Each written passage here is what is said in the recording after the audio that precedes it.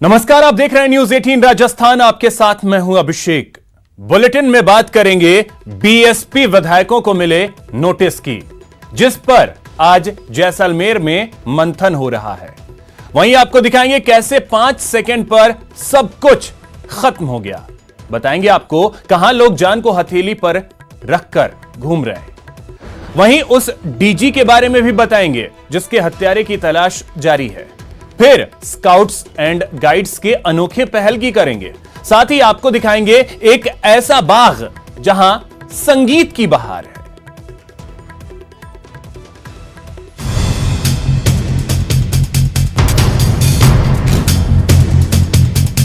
अब चुनी हुई सरकार अगर इस प्रकार गिरने लगेगी तो देश में डेमोक्रेसी कहां बचेगी। लोकतंत्र की हत्या हो रही है। ऐसा लोकतंत्र को बताएगा भगवान के हाथ में।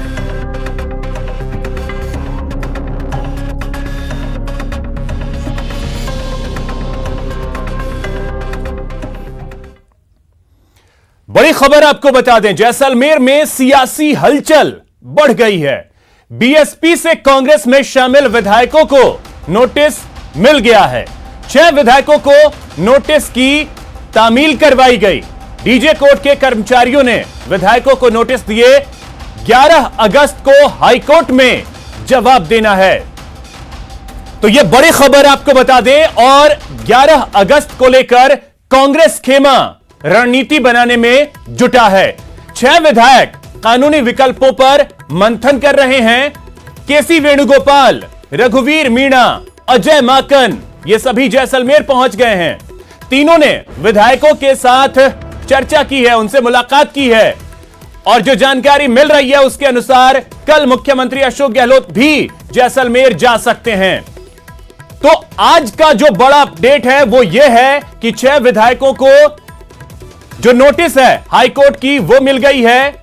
बीएसपी से जो कांग्रेस में विधायक आए हैं उन्हें नोटिस मिल गया है, उसकी तामील करवा दी गई है। डीजे कोर्ट के जो कर्मचारी हैं जैसलमेर के, उन्होंने ये नोटिस की तामील करवाई। अब चलिए स्क्रीन पर तस्वीरें आपको दिखा रहे हैं। 3 तस्वीरें हैं। जैसलमेर में आज सियासी हलचल बढ़ गई है। दरअसल आज हाईकोर्ट के आदेश के बाद बीएसपी से कांग्रेस में शामिल विधायकों को नोटिस की तामील करवाई गई, जिसके बाद जैसलमेर का सियासी पारा बढ़ गया है। वहीं इस बीच होटल में विधायक फुर्सत के पल भी बिताते हुए दिखे और गजल महफिल का जमकर लुत्फ उठाया।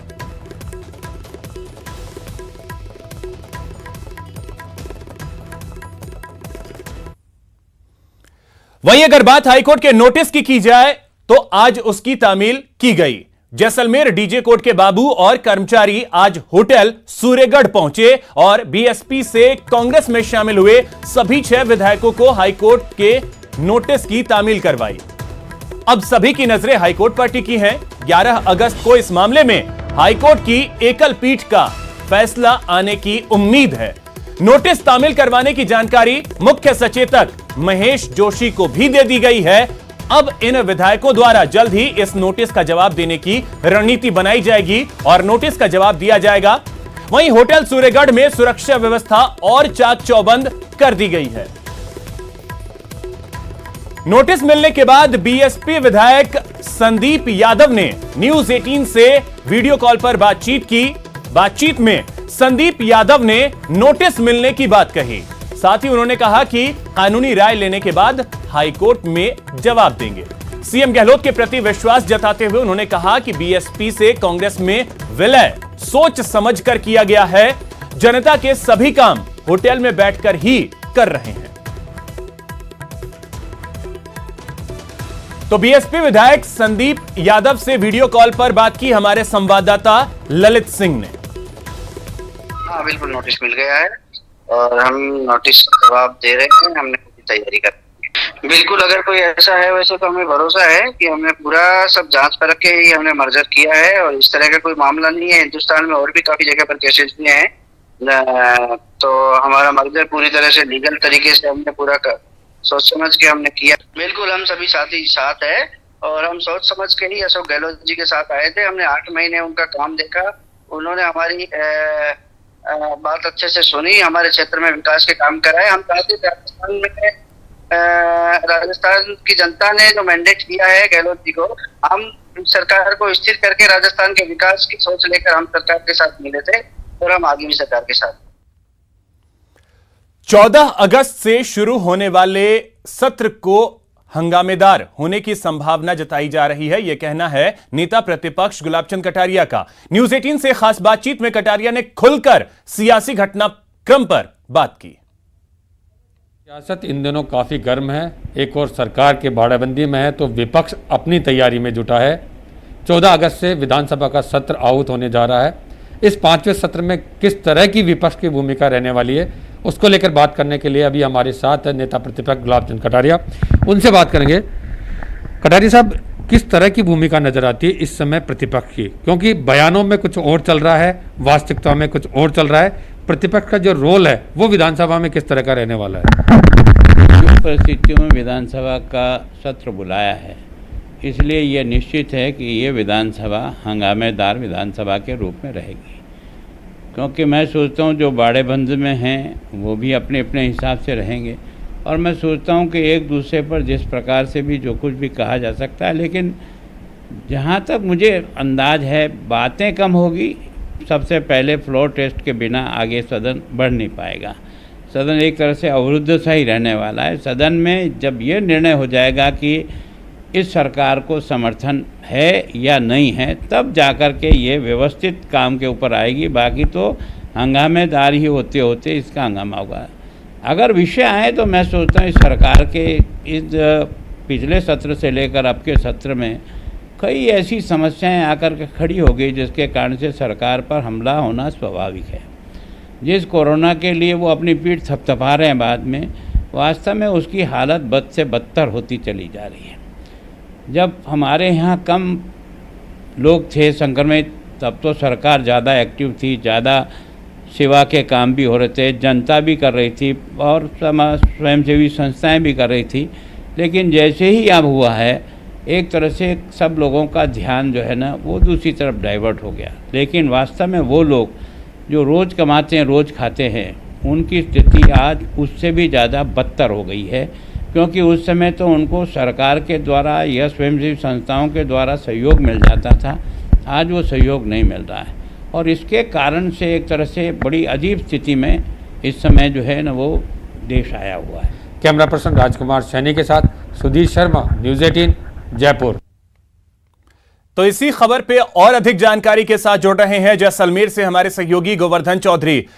गोवर्धन, आपसे जरा अगर समझना चाहें वहां की स्थिति, देखिए कल इसी वक्त वहां बारिश हो रही थी और जो गर्म मौसम है जैसलमेर का उसे ठंडा कर रही थी, लेकिन वहीं दूसरी तरफ अगर देखा जाए तो सियासी पारे को कल जो हाईकोर्ट का फैसला है उसने और गर्म कर दिया है। उसके बाद आज जब तामील हुई है नोटिस की, उसके बाद गर्माहट और कितनी बढ़ी है?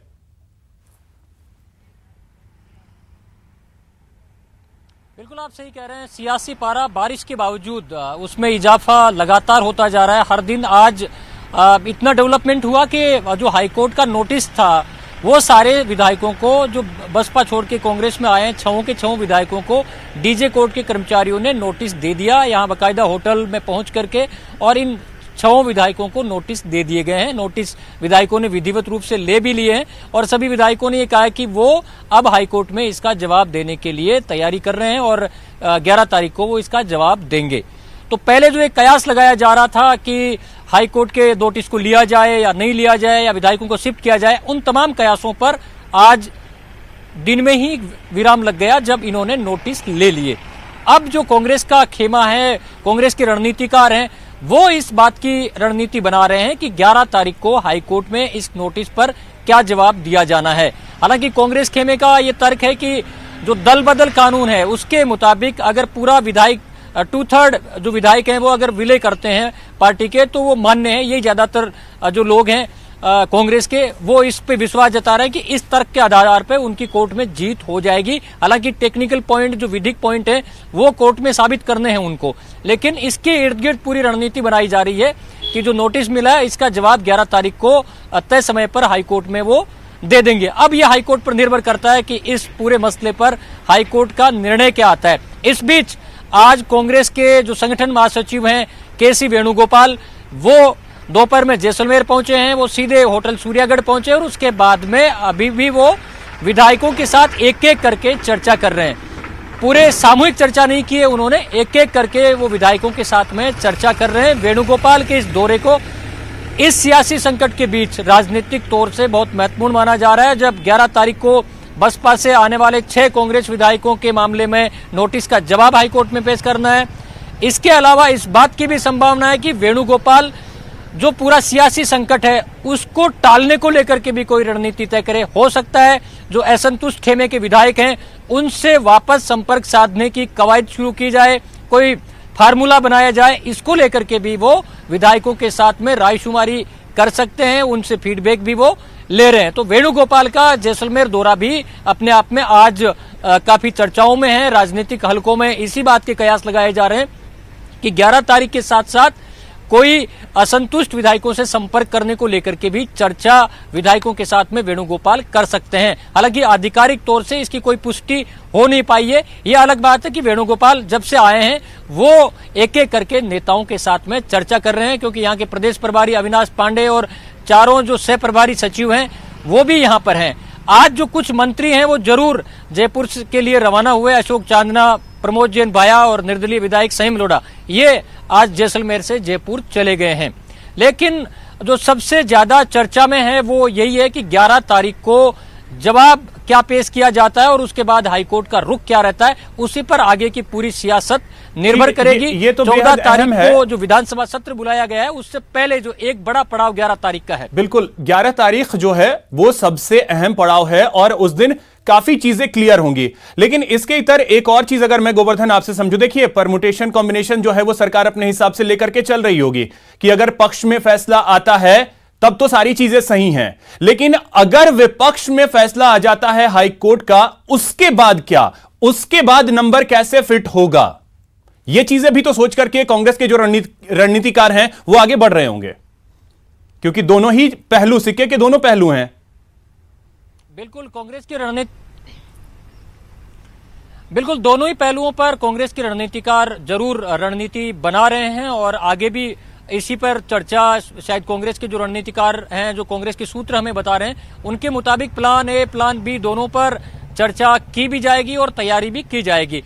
कांग्रेस के रणनीतिकारों और कांग्रेस के नेता मंत्री सबका फिलहाल तो मीडिया के सामने यही दावा कर रहे हैं कि हर स्थिति में वो फिलहाल तो जो नंबर गेम है अपने पक्ष में रखने में कामयाब होंगे। दावा ये भी किया जा रहा है कि जो असंतुष्ट खेमा है उससे भी संपर्क साध के कुछ विधायकों को मिलाने का प्रयास किया जाएगा। हालांकि ये अभी भी दावा है, क्योंकि किसी भी असंतुष्ट खेमे के विधायक ने आधिकारिक तौर से अभी तक सामने आकर के और सत्ता खेमे के किसी दावे का समर्थन नहीं किया है। तो उन 19 विधायकों को तो फिलहाल एक तरफ रख देते हैं। बिल्कुल गोवर्धन, वो फिलहाल दूर की कौरी लग रही है, लेकिन अब बेहद अहम होगा कि ये बैठकें जो हो रही हैं इसके बाद चीजें क्या निकल के आती हैं और 11 तारीख को क्या होता है, क्योंकि सबसे अहम है वो 11 तारीख है। बहुत शुक्रिया आपका गोवर्धन, फिलहाल इन तमाम जानकारियों के लिए।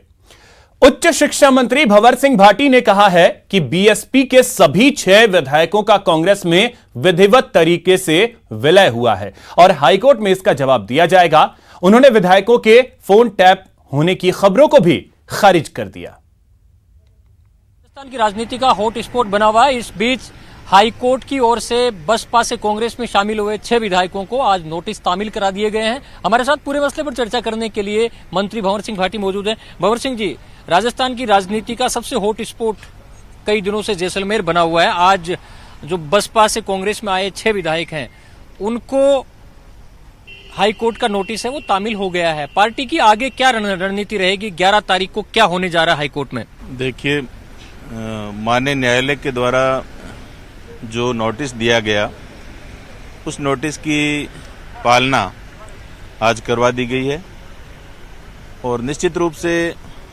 जो बहुजन समाज पार्टी के 6 विधायक हैं उन्होंने आज से करीब 11 महीने पहले पूरे के पूरे 6 विधायक हैं उन्होंने कांग्रेस में अपना विलय किया है। कांग्रेस पार्टी की सरकार के साथ उन्होंने समर्थन दिया है। चूंकि जैसा प्रावधान भी है और देश की कई राज्यों में इस प्रकार से 1/2 तिहाई से ज्यादा विधायक अपनी स्वेच्छा से दूसरी पार्टी में यदि गए हैं या उन्होंने अलग दल बनाया है तो उसको मान्यता दी गई है। माननीय न्यायालय के द्वारा हालांकि 11 तारीख को इस नोटिस के बाद सामान्य विधायकों के द्वारा जो जवाब दिया जाएगा उस पर फैसला लिया जाना है, लेकिन मैं समझता हूं कि जो विधि सम्मत है, जो न्याय सम्मत है, वो फैसला आएगा। और जो विलय हुआ है, जो बसपा के जो सदस्य कांग्रेस के साथ आए हैं, तो उनका निर्णय अपनी स्वेच्छा से और उन्होंने अपने स्वविवेक से लिया है। तो मैं समझता हूं कि एक सच्चाई पर आधारित और कोई बिना दबाव के उन्होंने जो निर्णय लिया है तो उसको माननीय न्यायालय भी उस विलय को पूरी तरह से मंजूरी देंगे। कांग्रेस से चुने हुए विधायकों को, चाहे कोई भी विधायक हैं, राजस्थान में कांग्रेस पार्टी से जो विधायक चुन करके आए हैं, उनका दायित्व बनता है, उनका धर्म बनता है कि वो कांग्रेस पार्टी के साथ खड़े रहें। और मैं समझता हूं कि हम सब लोगों को, जो भी कांग्रेस से जीत करके आए हैं, उनको कांग्रेस की सरकार के साथ खड़े रहना चाहिए। कैमरा पर्सन दिलीप चेची के साथ गोवर्धन चौधरी, न्यूज 18 राजस्थान, जैसलमेर। वहीं राजस्थान पुलिस ने भी सफाई दी है कि पुलिस ने किसी भी विधायक या सांसद का फोन टैप नहीं किया। पुलिस ने कहा कि किसी भी विधायक या सांसद की टैपिंग ना तो पहले की गई और ना ही वर्तमान में की जा रही है। इंटरकॉम से हुई बातचीत को रिकॉर्ड करने का आरोप भी आधारहीन है।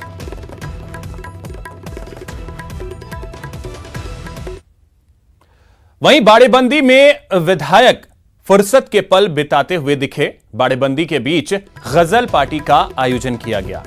कल रात मांगणियार कलाकारों की गजलों पर विधायकों ने जमकर मजे लिए। मंत्री ममता भूपेश ने पौधारोपण किया और इंदिरा इंडोर स्टेडियम में पौधारोपण उन्होंने किया।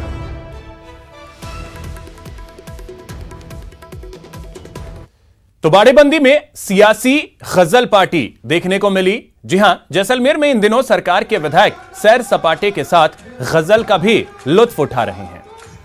कुछ ऐसी ही तस्वीरें देर रात बाड़ेबंदी से सामने आई हैं, जहां विधायकों ने मांगणियार कलाकारों की गजल पर खूब वाह वाह करते नजर आए। रफ्ता रफ्ता वो मेरी हस्ती का सामा हो गए, पहले क्या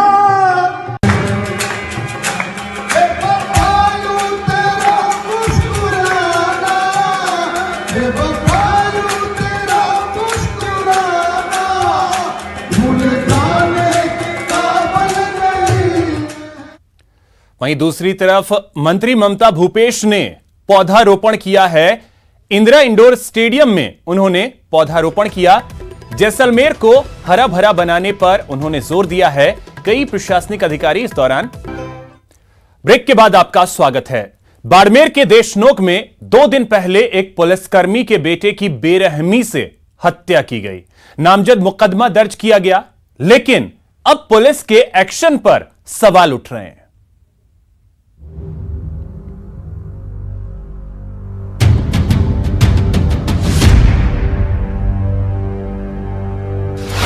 पुलिस वाले के बेटे की बेरहमी से हत्या। 2 दिन बाद भी सभी आरोपी गिरफ्त से दूर। सवालों के घेरे में खाकी। डीजी के हत्यारे कौन?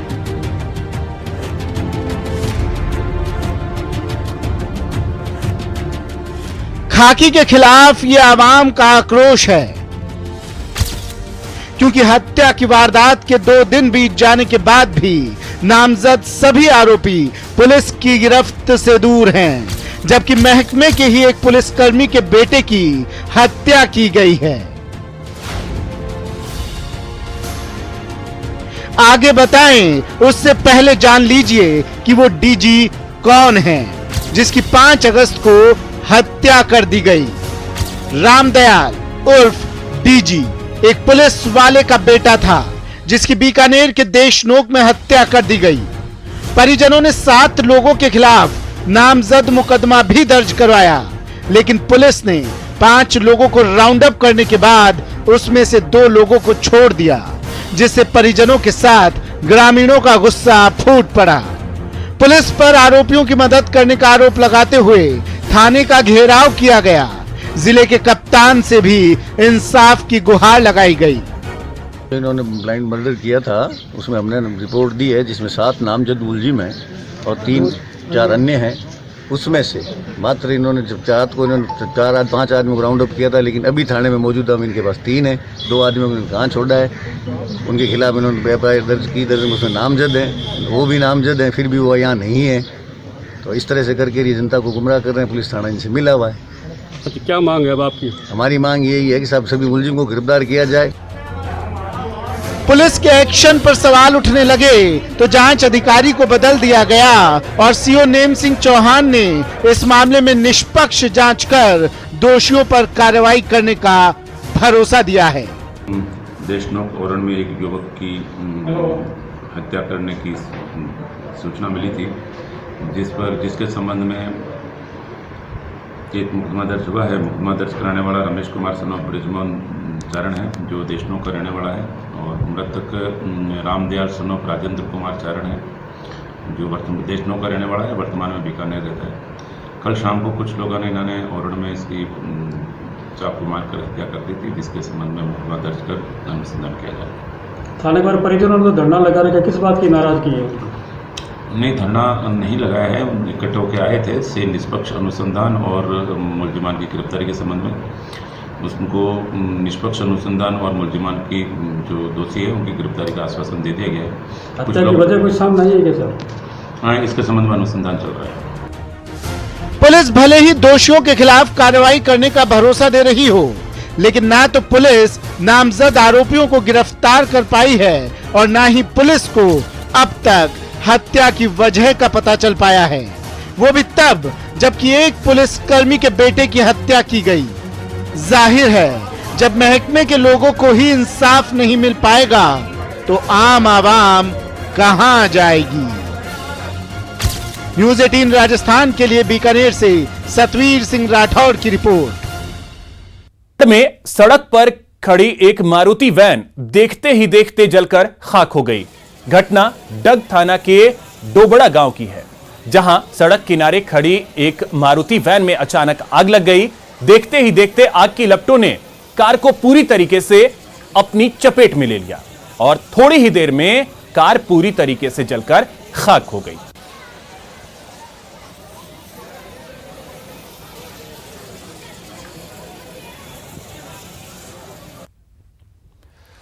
अब आपको दिखाते हैं कैसे एक पानी की टंकी महज 5 सेकंड में धड़ाम हो गई। तस्वीरें जोधपुर की हैं। उम्मेद अस्पताल की टंकी जो पूरी तरीके से जर्जर हो चुकी थी, अस्पताल के बिल्डिंग के विस्तार को लेकर इसे गिराया गया। जलदाय विभाग, पीडब्ल्यूडी और मेडिकल विभाग के अधिकारियों की उपस्थिति में सुरक्षित तरीके से इस पानी की टंकी को गिराया गया।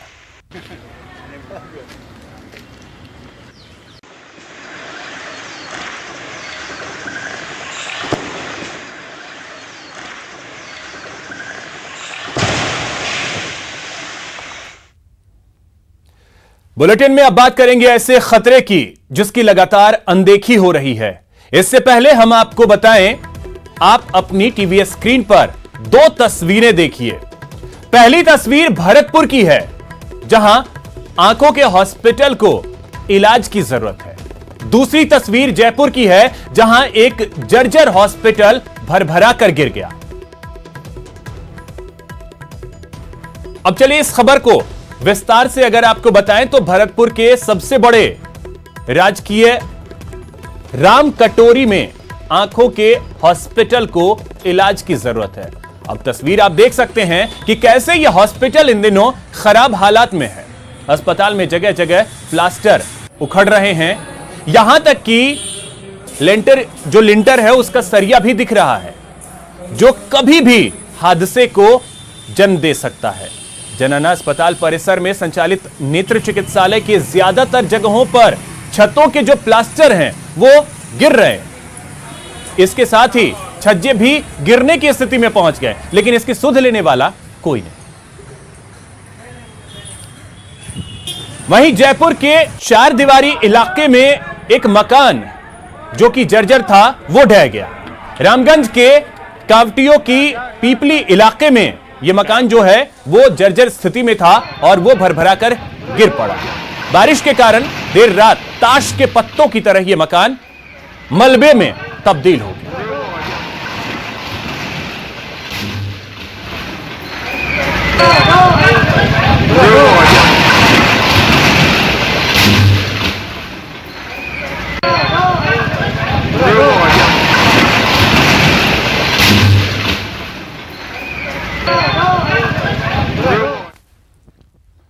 चलिए अब आपको ऐसी तस्वीर दिखाते हैं जिसे देखने के बाद आप यही कहेंगे, आखिर ऐसे कैसे भागेगा कोरोना। तस्वीरें भरतपुर की हैं, जहां यह भीड़ कोरोना को दावत दे रही है। यह भीड़ न किसी दुकान पर है और न किसी शराब की दुकान पर खड़ी है, बल्कि यह भीड़ स्वास्थ्य केंद्र की है, जहां सैंपलिंग के लिए लोग आए हुए हैं और यहां सोशल डिस्टेंसिंग की धज्जियां उड़ रही हैं। मास्क भी कई लोगों ने नहीं पहना है। तस्वीरें डराने वाली हैं, क्योंकि इनमें से अगर एक भी इंसान कोरोना संक्रमित हुआ तो फिर आप सोच सकते हैं कि यहां पर कैसे कोरोना विस्फोट हो सकता है।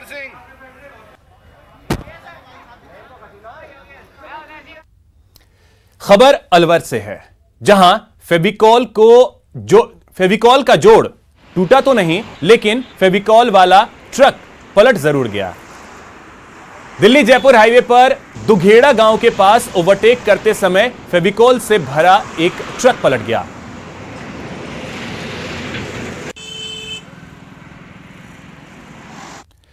बड़ी खबर इस वक्त की आपको बता दें, जयपुर पुलिस का एक अमानवीय चेहरा सामने आया है। यह तस्वीरें आप देख सकते हैं, चौराहे के किनारे एक शराबी की जमकर लात घूंसों और लाठियों से पिटाई की गई है। अब यह तस्वीर देख करके आप अंदाजा लगा सकते हैं कि इन पुलिस वालों का जो चेहरा है वो कितना अमानवीय है। शराबी की पिटाई पुलिसकर्मी ने की, गालियां दी, शराबी की ओर से वापस गाली देने पर पुलिस और उसकी धुनाई करने लगती है। सीकर रोड पर चौमू पुलिया सर्कल के पास का यह मामला है। सर्किल पर मौजूद अन्य पुलिसकर्मियों ने बीच बचाव किया।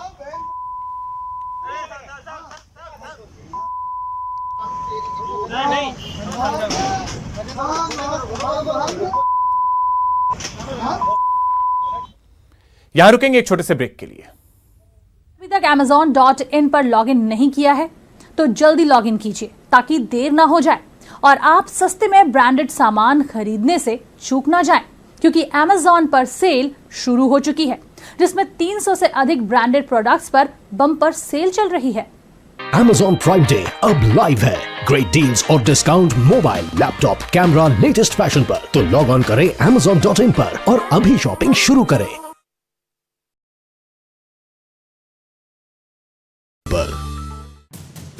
आधे घंटे में प्रदेश का पूरा हाल, तेज भी तर्रार भी। घड़ी मिला लें हमारा वादा, कम समय में ज्यादा से ज्यादा, 30 मिनट में राजस्थान। अहम है विचार सरकार के फैसलों पर, लोगों का रेजिस्टेंस सड़कों पर। जरूरी है खरी बात हर किसी की भागीदारी पर, और सवाल उठाने से ही मिल पाएगा जवाब। उनकी चिंताएं किस तरह की? आप कोरोना से लड़िए, आपके लिए हम करेंगे कोरोना पर हर एक सवाल। प्राइम डिबेट सिर्फ न्यूज़ 18 राजस्थान पर। देश के दिल की हर बात अपराध की, अपराधियों की, बात समस्या की, समाधान की, बात होगी हर एक सियासी घमासान की।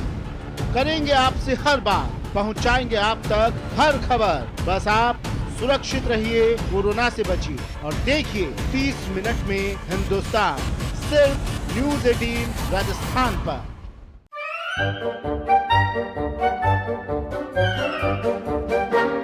अखबार हुआ ठप, आउटडोर हुआ बेकार, टीवी ही दे रहा है विज्ञापन को तेज रफ्तार। करोड़ों दर्शकों तक न्यूज़ 18 पहुंचाएगा आपका ऐड। न्यूज़ 18 की टीम दमदार बनाएगी आपका ऐड शानदार। जल्दी कीजिए, कहीं छूट ना जाए ये सुनहरा मौका। हमें मेल करके उठा लीजिए बड़ा फायदा। ये स्पेशल ऑफर है अगले 15 दिनों तक। साथ ही मिलेगा हमारी वेबसाइट पर प्रमोशन। आज ही मेल करें sales@nw18.com पर। न्यूज 18 इंडिया आपका पसंदीदा नेशनल न्यूज चैनल उपलब्ध है टाटा स्काई के चैनल नंबर 519 और एयरटेल के चैनल नंबर 318 पर। कोरोना की हर खबर देखते रहिए न्यूज 18 इंडिया पर। भैया राम राम नमस्कार। बाहर ना जाना, कुछ बता रहे हैं, कुछ चेता रहे हैं। आपने लॉकडाउन के दौरान देखा कि हम क्या कर रहे हैं। कोरोना काल में लोग एक दूसरे को समझा रहे हैं। बड़े बड़े लोग वीडियो बना रहे हैं। आप गाना जानते हैं तो गाइए या फिर अपना हुनर दिखाइए। वीडियो बनाइए और हम तक पहुंचाइए और घर बैठे बनिए स्टार।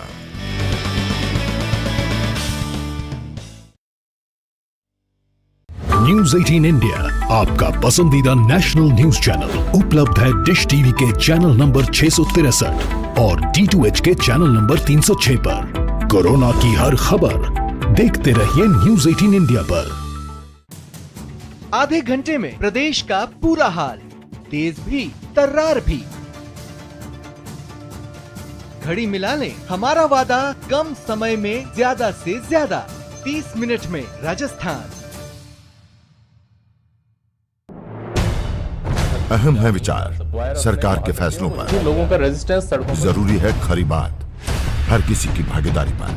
आप जो और सवाल उठाने से ही मिल पाएगा जवाब। उनकी चिंताएं किस तरह की। आप कोरोना से लड़िए, आपके लिए हम करेंगे कोरोना पर हर एक सवाल। क्राइम डिबेट सिर्फ न्यूज 18 राजस्थान पर।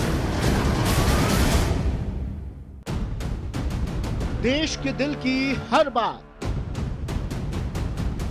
अपराध की, अपराधियों की, बात समस्या की, समाधान की। बात होगी हर एक सियासी घमासान की।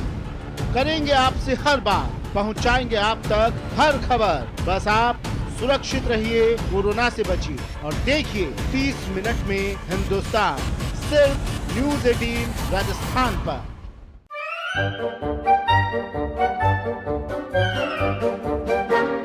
अखबार हुआ ठप, आउटडोर हुआ बेकार, टीवी ही दे रहा है विज्ञापन को तेज रफ्तार। करोड़ों दर्शकों तक न्यूज 18 पहुंचाएगा आप।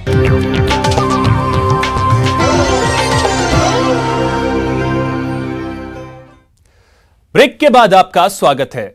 शायद ही कोई होगा जो गीत संगीत की सुर लहरियों पर झूमता थिरकता ना हो, लेकिन क्या पौधे भी गीत संगीत पर झूमते हैं? देखिए रोचक रिपोर्ट। गीत संगीत की रस भरी फुहार है।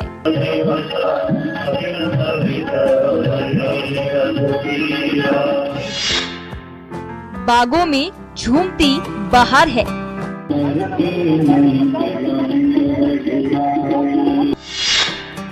रामधुन पर हुए जब मगन,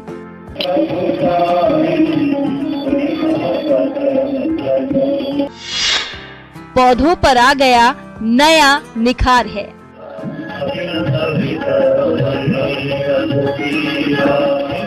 सुर और संगीत से सजी रामधुन सुनकर आप तो एकदम झूम गए होंगे। आखिर क्यों नहीं? गीत संगीत में वो जादू है जो मुरझाए मन में भी जीने की ताकत भर देता है। जोधपुर की सरकारी पौधशाला में फैली हरियाली का राज भी गीत संगीत की इन मधुर धुनों में ही छुपा है। जी एकदम सही बात है। बस यूँ समझ लीजिए ये पौधे संगीत प्रेमी हैं। पौधशाला में जगह जगह ये स्पीकर पौधों को गीत संगीत के सुरों पर खिलने के लिए ही लगाए गए हैं। यहाँ के पौधे सुंदरकांड और भजन सुनते हैं, जिन्हें सुनकर उन पर आ जाता है निखार और बागों में छा जाती है बहार। वैज्ञानिकों का मानना है कि संगीत सुनने के बाद पौधे जल्दी ग्रोथ करते हैं और पौधों में सुंदरता बढ़ती है। बहुत बच्चों में, बूढ़ों में और औरतों में बहुत ज्यादा उत्सव है हरियाली में। उसको हर आदमी, हर व्यक्ति चाहता है एक पौधा लगाए और पर्यावरण की तरफ जागरूकता बढ़ा है। ये संगीत वैज्ञानिकों द्वारा कहा गया है कि पौधों को संगीत द्वारा मतलब हंसते पूछते खेलते बड़े होते हैं पौधे, वो अच्छे लगते हैं, पौधों को संगीत अच्छा लगता है, इसलिए पौधों को संगीत सुना के पौधे बड़े किए जाते हैं। इस पौधशाला में लंबे समय से काम कर रही राजू देवी की माने तो इस नए प्रयोग के बाद पौधे न सिर्फ तेजी से बढ़ रहे हैं बल्कि बेहद हेल्दी भी नजर आने लगे हैं। सर, हमारे वैज्ञानिक शास्त्रियों का मानना है कि संगीत सुन के पौधे ग्रो करते हैं तो ज्यादा सुंदर और हष्ट पुष्ट पौधे होते हैं, जल्दी ग्रो करते हैं पौधे। इसलिए हमने एक नर्सरी में नया प्रयोग किया है कि गीता और सारे कृष्ण के, राम के सारे भजन के हम पूरे दिन गायन करते हैं ताकि पौधे अच्छी तरह से हष्ट पुष्ट और ग्रो जल्दी करें। पौधशाला में बज रही मधुर धुन से पौधों पर तो निखार आ ही रहा है, पौधा खरीदारों को भी ये माहौल खूब रास आ रहा है। पौधों में भी एक तरीके से संगीत सुनना या उनको इम्प्रूवमेंट करना या उनको सक्सेस करने के लिए, जैसे सूरजमुखी का पौधा उनको टच करते हैं उनमें कुछ फीलिंग्स आ जाती है, जैसे हर पौधे में कुछ है। तो यहाँ भी एक अच्छा एनवायरनमेंट लग रहा है, मुझे भी यहाँ बहुत अच्छा लग रहा है आके कि इस पौधों को संगीत सुनाया जा रहा है जिससे उनकी अलग ही फीलिंग महसूस हो रही है और मुझे खुद को यहाँ आके बहुत ही अच्छा फील हो रहा है। वन विभाग की चांदपोल पौधशाला में इस बार करीब 70,000 पौधे तैयार किए गए हैं, यानी गीत संगीत की धुन पर खिल रहे पौधे पूरे जोधपुर में हरियाली की मुस्कान बिखेरने वाले हैं। न्यूज़ 18 राजस्थान के लिए जोधपुर से चंद्रशेखर व्यास की रिपोर्ट।